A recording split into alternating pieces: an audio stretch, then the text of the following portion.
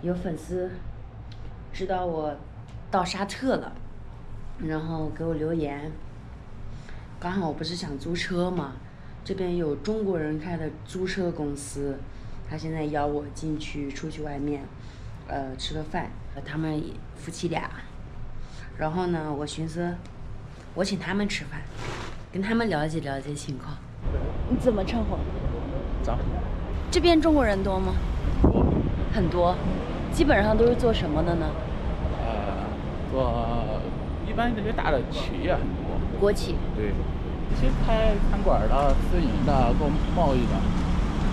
啊，也是，两个国家马上建交了，那已经建交了。也对，已经建交了。对，这边生活怎么样？枯燥。枯燥。对。你在这边待了多少年了？2年多了吧。2年多。对。啊，等于说是外派。哇，这个商场这么大的一个华为标志 ，OPPO， 这边这种中国品牌的多吗？特别多。哇。哇，在这儿找个餐厅太难了，在一个电子城楼上。Hello， 这边居然是一个自助餐。鸡腿。啊，哎，这看着不错。可以。像这样一份自助餐的话，在这边65块钱，好便宜啊！给你们看看我打的一碗牛肉汤，鱼、粉丝、鸡肉、鸡翅。这是我来沙特利雅得开的第一餐，哇，开动了！没想到是一家菲律宾餐厅。像我们吃了饭下来2楼呢，这边是一个大的批发市场，可以看到各种的一些手机壳，然后手表的配件，包括各种电子产品。我看了一下，几乎都是 Made in China。有一句话叫做“世界每个国家都有它生产的东西，但唯独于中国，它生产万物。” Hi。Hello. Where are you from? Where are you from? China. Is this from China? Yeah. Ah. From China. All stuff from China. Yeah. How do you make this business? I buy from China. Like in Shenzhen or another city? This is the only one. If you are from China sent to here, All of them is from China. for all the building or all of from? All this from China. Thank you. 这就是他们这边的一些商场，好像整个阿拉伯国家，它不是除了巴宁啊，然后迪拜啊，是这种稍微大一点的地方能喝酒，但其他的国家基本上都是不让喝酒的，所以也没有什么娱乐措施。可以看得到他们这个马路上走的，有没有发现很少当地人，包括店里的老板呀。基本上都是外来经商的，而且当地印巴人特别多。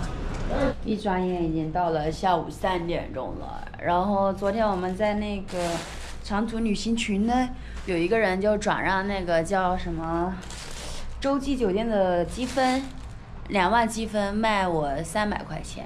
像我在这儿住，在续住的话就是加上税240、250块钱一天。他那个是正常这边一个3星的酒店都600-700，他那个积分就卖我300，可以换了这边一晚洲际酒店的住一晚，就相当于花300人民币去薅羊毛。但你们看看我能不能薅成功，因为上面是他的名字，不是我的名字，订房人。我现在在等我的 Uber。白问我为什么不去坐公交车，这边几乎人人都有车，所以这市中心是我看了一下是没有公交车站点的。然后呢，城市与城市之间有长途客运。一般出行的话，家里有车或者是打 Uber 或者出租车。但是刚刚那个小哥跟我说，他们很多同事出去打出租车，男的哈，他就手就会放到你大腿上来，然后价格还会给你变动。我就在想，那这样打出租车，我还不如打 Uber 了。看看能不能，就是说去租车公司，还是想着租个车，心心念念想租车。还有一点就是哇，我跟你讲，你们听了你们可能不相信，这一边如果你闯红灯，你知道扣多少钱吗？3000沙币，6000，将近6000人民币。当然卡塔尔更凶一点，卡塔尔如果你闯了红灯，要扣6000卡币，也就是12000人民币。但是你在1个月之内把这个款交清，他就给你打5折。哇，我觉得这个国家应该是没有人敢去闯这个红灯。当然有钱人那无所谓，反正这9溜1毛的，对吧？等个 Uber， 等这么久了都没有车接单。还有啊，他们这 Uber 为什么都是当地人呢？因为他这个国家只允许他们沙特本地人去就是承接这个 Uber， 所以你看到出租车基本上都是印巴人，但是 Uber 都是本地人哦，这个我是刚知道的。我成功薅到羊毛啦！给你们看一下我今天住的酒店，我昨天住的一个那样的很破的小旅馆，225人民币1晚，然后这5星级酒店晚上标价是1400一晚，但是我给你们看一下我花了多少钱。我经常会在某鱼上面买这种东西，这不是广告。给你们看我花了多少钱。这个酒店是 IHG 的酒店，然后花了300块钱，然后就订了。这个酒店就是这样的，这有一个大床，这是我的包，这有一个这个办公的地儿，电视，然后这样的，就标准的一个酒店，还有个小浴缸。这花300块钱薅羊毛，薅得我好快乐哦，嘿嘿。哎呀，舒服，太累了。我觉得这个可行的话，我要继续接下来。